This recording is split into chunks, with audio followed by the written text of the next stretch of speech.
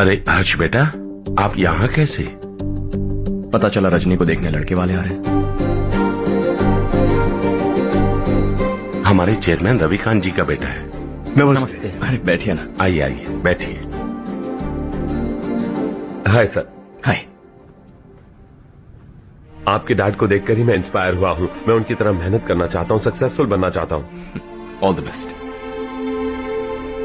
Madhavrao ji company में सालों से काम कर रहे हैं। He is like family. उनके घर की शादी मतलब हमारे घर की शादी।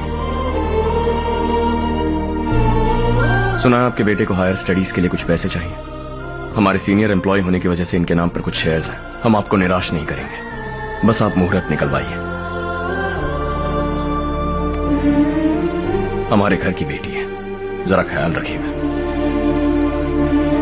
चलता हूं सर।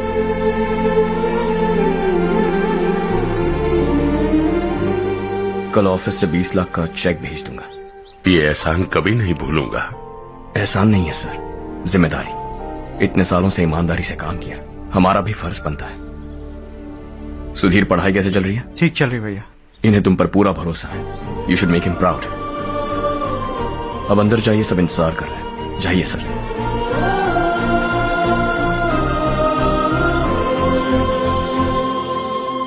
हर्षा, मीटिंग से कहां चले गए थे? वापस ही नहीं आए?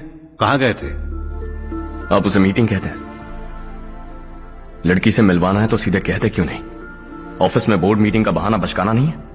आपने जो किया मुझे बिल्कुल पसंद नहीं आया।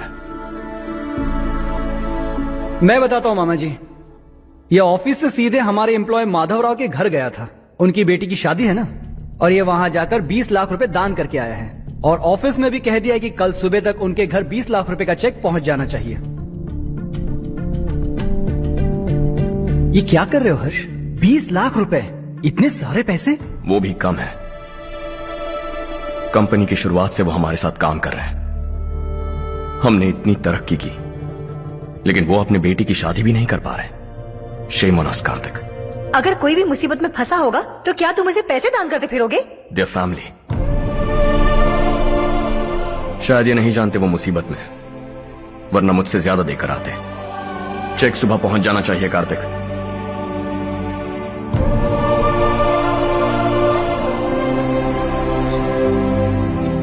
आज 20 लाख रुपए दिए हैं, कल शायद किसी को करोड़ों रुपए दे देगा।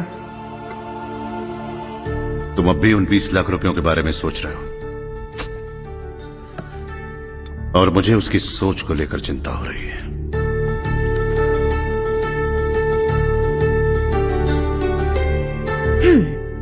मुझे नहीं पता था कि तेरे डैड ने उस लड़की से मिलवाने के लिए तुझे ऑफिस बुलवाया था। कोई बात नहीं माँ।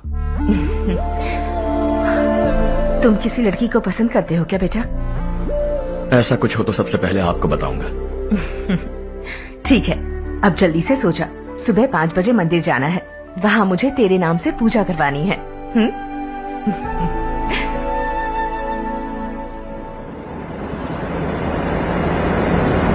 भाभी, संध्या को कल ही बताया था ना कि सुबह मंदिर जाना है, फिर भी नहीं आई। हर रोज पार्टी करके लेट आती है। पता नहीं क्या होगा इस लड़की का।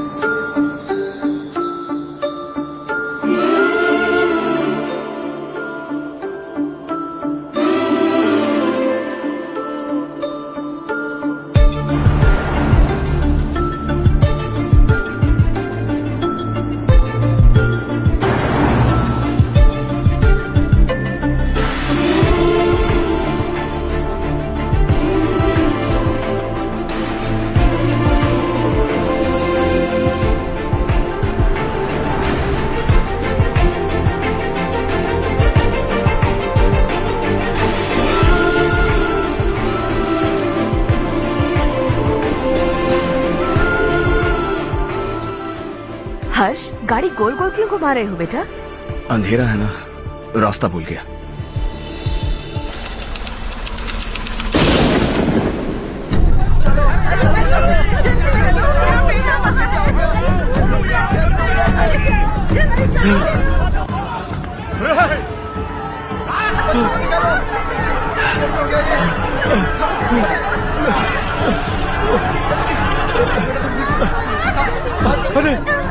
अरे क्या हुआ बेटा? कोई बात नहीं, कोई बात नहीं। अरे रो मत बेटा। चलो बच्चे चलो, जल्दी आओ बच्चे।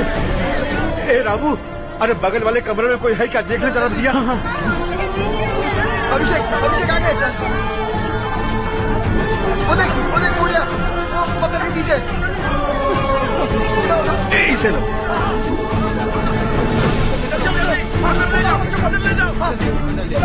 हंसते हंसते वो सुबह घर से निकला था। आप ही बताइए उसकी क्या गलती थी? वो हमें हमेशा के लिए छोड़कर चला गया।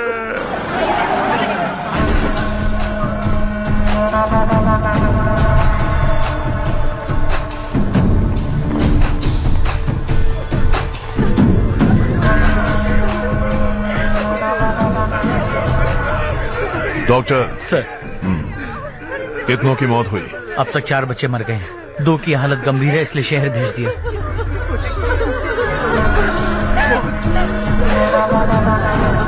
यहाँ कितनों के बच्चे मर गए? बंद करो ये रोना धोना। जो मर गए उन्हें 10,000, जो घायल हैं उन्हें 5,000 मिलेंगे। सरकार से बात कर लूंगा मैं। 2 साल से नारायण काका आपको कह रहे हैं कि स्कूल को मरम्मत की जरूरत है। आपने ध्यान नहीं दिया और इस वजह से आज 4 बेगुनाह बच्चों की जान चली गई। तेरा मतलब मैंने मारा क्या? हाँ, जाने दीजिए मालिक, बच्चे हैं ना, गरम खून है। आप जो चाहते हैं हम वैसा ही करेंगे मालिक। अब भी आसपास के गांव में 10-15 सरकारी स्कूलों की यही हालत है। कब क्या हो जाए ये कहना बहुत मुश्किल है मालिक। अब आपको ही कुछ करना होगा। हाँ तो मैंने कब ना कहा। अब ध्यान से सुन, बच्चों को खंडरों में पढ़ाने की बजाय हमारे कॉन्वेंट्स में भर्ती करा दो।